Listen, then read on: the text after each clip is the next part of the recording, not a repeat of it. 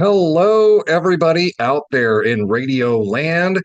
Y'all are listening to Media Cyphers only on 89.1 WIDR or online at widerfm.org. As always, the following thoughts, views, and opinions are not necessarily those of 89.1 WIDR or Western Michigan University, no matter how dope or insightful they may turn out to be. So again, this is a very auspicious week. As most of you know, we just had an election, and we'll be getting to all the really important news in a sec. I know you guys all want to know who won the school board race. But again, a little bit of sarcasm. But around 12:30, tune in then. We're going to be doing about an hour and a half of like really in-depth election coverage and analysis, kind of retrospect, post-mortem, if you will, with my co-hosts Lawrence and Nora. This first half hour, I did want to focus more on some local stuff that was going on. Believe it or not, there were other things going on besides the election, and I also did want to speak a little bit to not only local election results, but how the elections here in Michigan played out, which is something that me and my co-host don't really get too in depth into later on in the show. The first thing I want to talk about is, usually after the election, I'm really geeked out to kind of go into some of the detailed results, precinct level. And we always kind of cover how did the working class neighborhoods in Kalamazoo vote? And when I say the working class neighborhoods, there are four I'm speaking to specifically: the Vine neighborhood, the Edison neighborhood, the East Side neighborhood, and the North Side neighborhood. Again, electoralism is not necessarily the North Star of my personal organizing, but I think it can give us a pretty decent picture of kind of where the working class is at in the community. And really, probably the biggest story out of Kalamazoo is that there's actually been very little change compared to last time. So, what I mean by that is that not only, again, across the country, we saw 15 million less people vote. However, at the county level here in Kalamazoo, it was actually the opposite. Overall turnout in Kalamazoo County was higher, in particular for the Democrats in 2024, by about 5,000 votes. That's just calculating people who did like what was it part ballot line, did the Democratic Party ballot line, but overall turnout in Kalamazoo County was at similar, if not higher levels than it was 4 years ago, which is very interesting to me because across the country, as we all know, voter turnout plunged. Again, 15 million less voters came out for the Democrats, 3 million less voters came out for Trump. And as we're going to talk about later on in the program, the issues that really got people going to the polls had less to do with who was at the top of the ticket and more to do with policy. That being said, some trends are a little different. So Trump here in Kalamazoo County got about 1,000 more votes than 2020, and Harris got about 250 more votes. So again, even though the total vote total across the country went down for the Democrats by a very dramatic number, here in Kalamazoo County, it actually went up. Although interestingly enough, Trump again got significantly more by about 75%. So, I mean, of course, that being said, Kamala did win the county by a pretty healthy margin, and particularly the working class districts, it was pretty much a landslide. If the working class neighborhoods of Kalamazoo determined who was going to be president, Harris would have won in a landslide. And Just some other things worth noting is that I guess I was kind of surprised there weren't many significant shifts between 2024 and 2020. And I was, again, given the way the national elections panned out, I was maybe expecting something like that. But Kalamazoo area kind of held to a lot of the same voting patterns that they did in 2020. Um, I'm going to kind of go through just a little bit here and kind of break down some numbers for y'all. So, in the Vine neighborhood, there's two different precincts in the Vine neighborhood. There's precinct 1 and precinct 3. And yeah, so in 2020, so there was a little bit of a dip in votes, but it was kind of a negligible difference. So Biden in 2020 got 1,980 votes from the Vine neighborhood. Harris got 1,925 in 2024. Also, I'm always very interested in looking at how much dissent in the ranks was there? How many people decided to vote third party? In this case, for like Jill Stein or Cornel West. I didn't count the libertarians in there because they're more of like a right wing formation. But how many people voted for like a left third party option?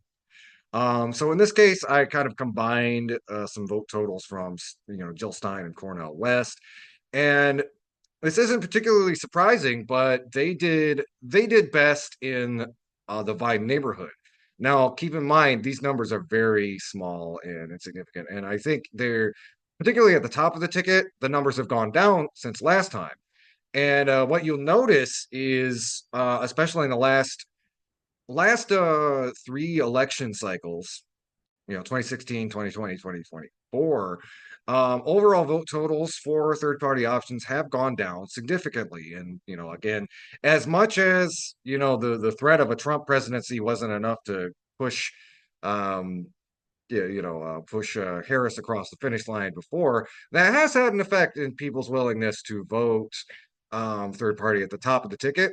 And an interesting data point is if you look down at the Senate race, people did not feel that same compulsion or fear, because Douglas P. Marsh, who you may remember, we interviewed them last week on our program. They were the Green candidate running for Senate here in the state of Michigan. They got almost twice as many votes as Jill Stein did in Kalamazoo County, roughly 1,151 votes to Jill Stein's 620. That's your 0.81%.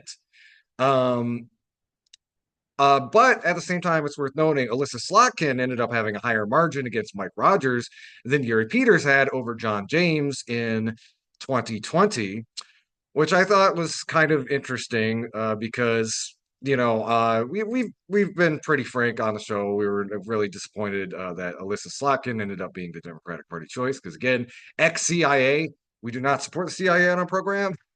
So, uh, honestly, it was kind of my hope, especially since, like, Democrats have lost the Senate anyway. Maybe with Slotkin could have lost, and in a few years we'd have a chance to elect somebody who was not a CIA agent. But alas, that's not how it really shook up. Um, but just to kind of give you a sense of where the working class neighborhoods were at, and I almost think the Douglas P. Marsh vote might be a better gauge of that kind of, again, that drift away from the Democratic Party, because that's something a little bit safer to vote for, at least in a lot of people's minds, safer to vote for than the president. Douglas P. Marsh got 45 votes from the Vine neighborhood, 32 from the Edison, 20 from the North Side neighborhood, and 18 from East Side, which maybe is not necessarily too surprising. A lot of us know, Vine neighborhood is kind of full of like working class artists. A lot of, it's kind of like the most identifiably left wing neighborhood in Kalamazoo.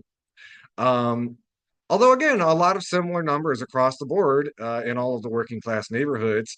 Um, I'd say Harris did best in a North Side.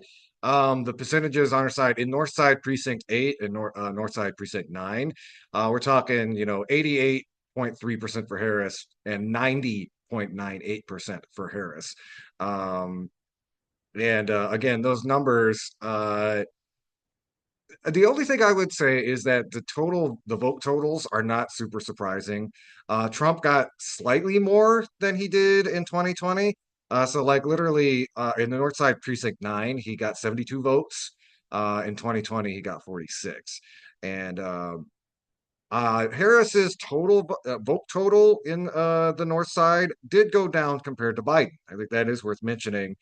So in 2020, Biden got 828 votes in North Side 8 versus Harris's 788. And in 2020, in precinct North Side 9, Biden got 948 votes versus Harris's 827. So again, that's pretty significant on a smaller scale. That is approximately about 120, 130 people who versus 4 years ago decided to stay at home. Now, obviously, we can't pinpoint who exactly on the North Side stayed home and why, but that is the neighborhood that is most reliably Democratic. Again, of all the working class neighborhoods, you have the sharpest ratio for Democrats, but the overall vote total was down. And that is interesting because, again, keep in mind, North Side working class, predominantly black neighborhood. So again, a lot of what we're going to be talking about in the next part of our show maybe plays out very slightly on this small scale, looking at how again a lot of those reliable constituencies for the Democrats had a lot of people.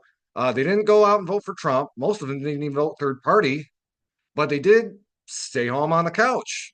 Lack of enthusiasm, so on and so forth. So I did also want to mention Edison. That's the neighborhood I grew up in, and again, we did see not really, again, not too much significant change. Literally, some of the vote totals here have like a 2 or 3 person margin.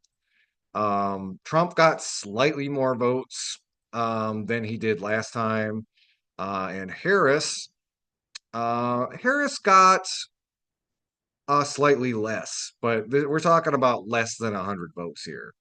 Um, And again, the third party options were they did, I would say,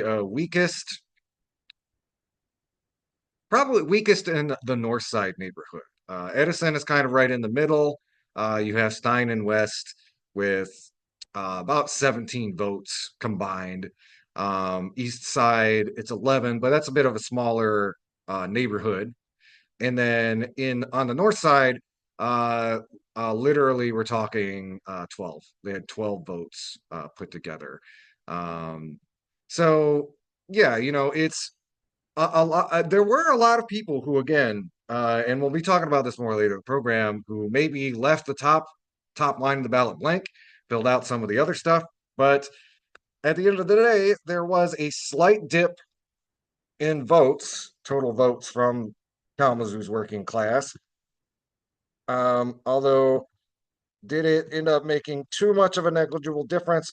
No, but I think it's interesting to see these trends kind of in microcosm here at the local level, where again, the overall vote totals did favor Harris, but they were not, that increase was not coming from Kalamazoo's working class neighborhoods, which I really think plays into the kind of strategy that the Harris campaign was running, really appealing to the middle class and the kind of petty bourgeois strata, which might work well in a county like Kalamazoo, but nationwide, well, you saw it was a pretty terrible strategy, and we are all dealing with the consequences.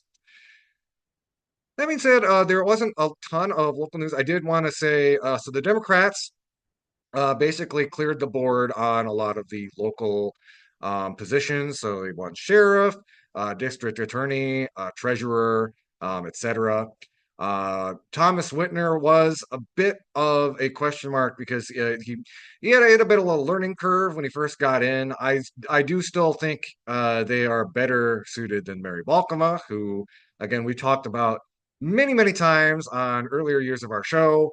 Kind of a again, used to run the land bank and was kind of a gentrification engineer. But yeah, Thomas Whitner did have a rough learning curve. He almost got ousted earlier in his career, but it looks like he's kind of come back from that, and he is going to be the county treasurer for a few more years to come. The Kalamazoo County Board of Commissioners is going to have a 6-3 Democrat majority. It was almost 7-4, or no, 7-2. Sorry, Andy Davis ran a pretty good race in his district, but just did fall short. Friend of the show, Matt Longjohn. It is worth mentioning, even though the House up in Lansing is going to flip to the Republicans next winter. One of our own, Matt Longjohn, is going to be in Lansing. You may remember a few years ago, we interviewed him on the show. He ran in the 2018 primaries. Maybe not quite as progressive as we'd like, but generally a very good and knowledgeable person. We're glad to see him going to represent folks here in the Southwest Michigan area. And then the school board, it's basically no news is good news. We and the working class neighborhoods in Kalamazoo were basically all in lockstep about this. Juanita Yvonne Payton and Takesha Johnson, both incumbents on the Kalamazoo school board, will be staying in their seats.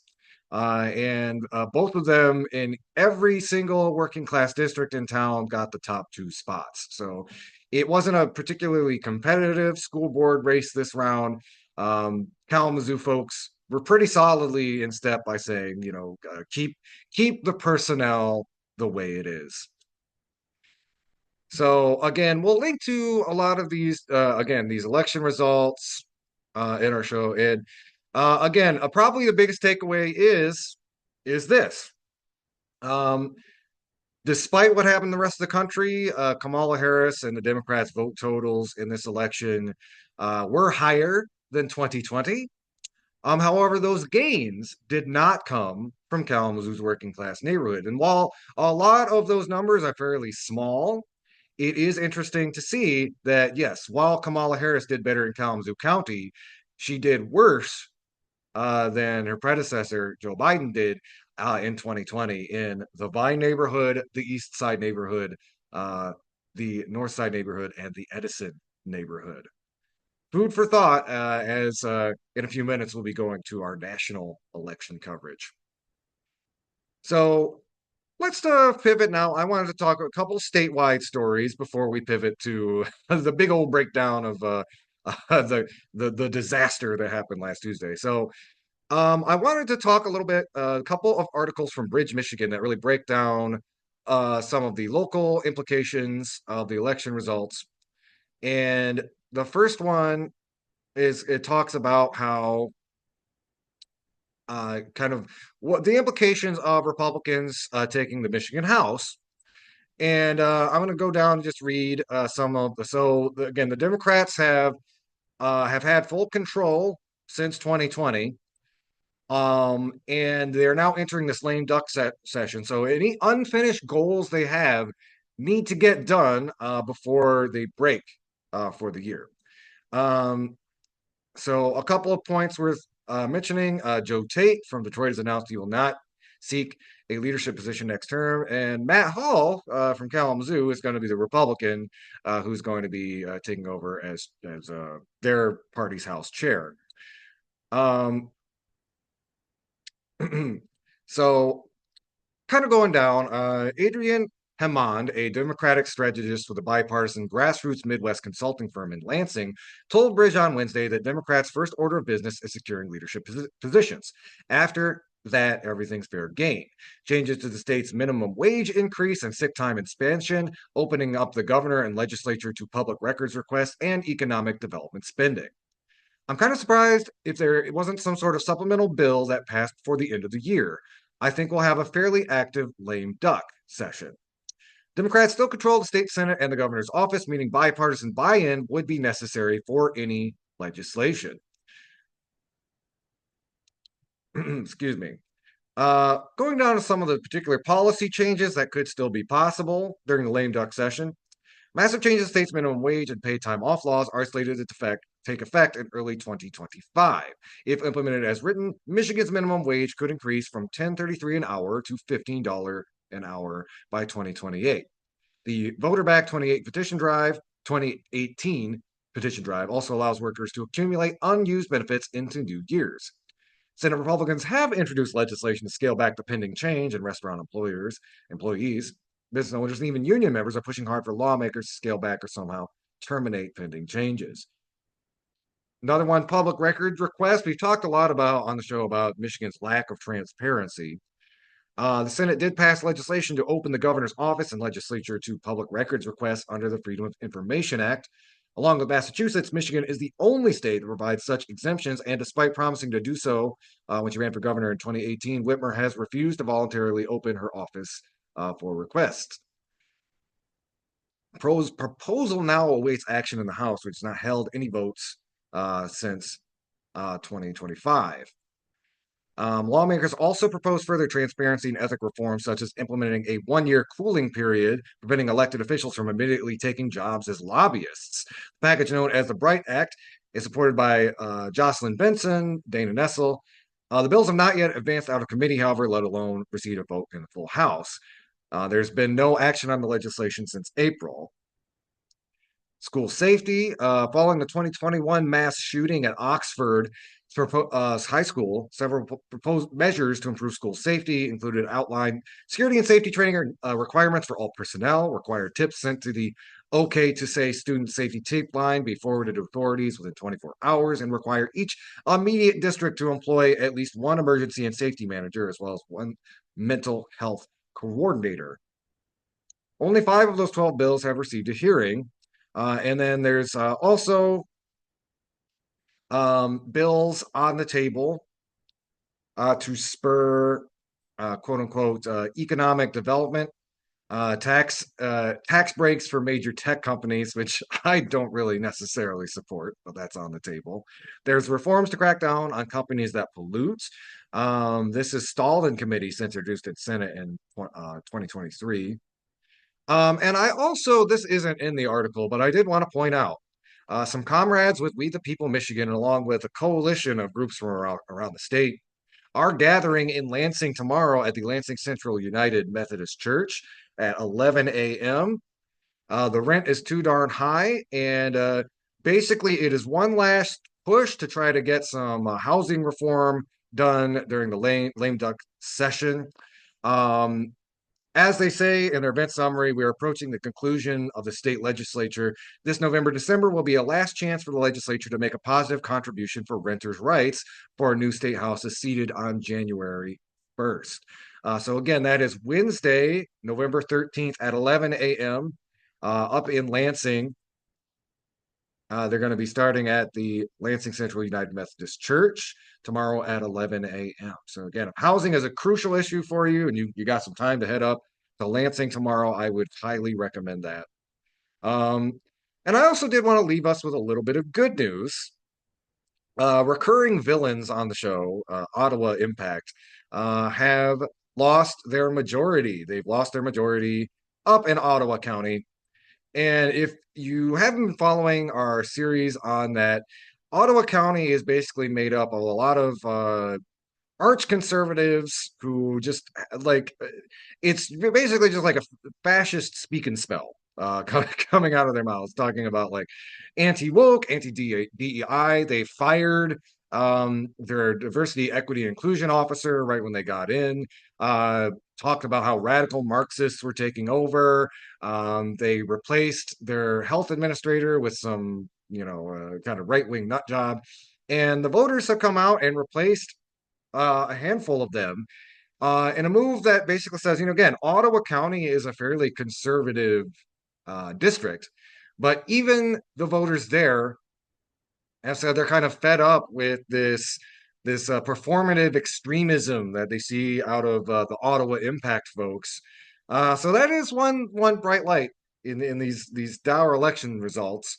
It was the Democrats, especially Harris's election to lose, but based on what we're seeing across the country, there is a simultaneous rejection of some of the most extreme parts of the Republicans' platform. Again, abortion rights winning in so many states, and here in the state of Michigan, a rejection of those kind of like Ron DeSantis style politics we were seeing from the county commissioners in Ottawa.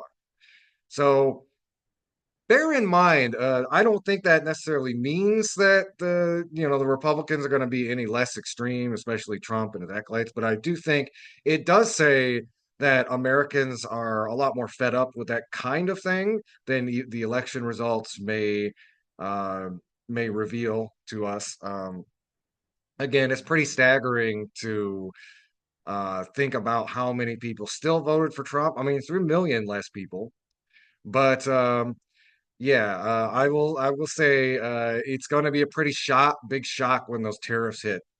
And the people who voted based on eggs and gas prices are going to be pretty surprised. But as I say later in the program, there's going to be a lot of people who voted for Trump for whatever reason are going to be very surprised Pikachu when they see what that actually means. And as much as I know it's hard to hear this, if you are an organizer, it is going to be our job when those people see the consequences of their vote to talk to those people and explain why and outstretch a hand because these are dire times, man. As I said, as we started last show, Armageddon, it's been in effect. Come get a late pass. And we need to unite as much of the working class as we can in these next few years to fight against the capitalist onslaught represented by the Trump administration. And that does include a lot of people who are going to be saying, I can't believe I voted for that guy.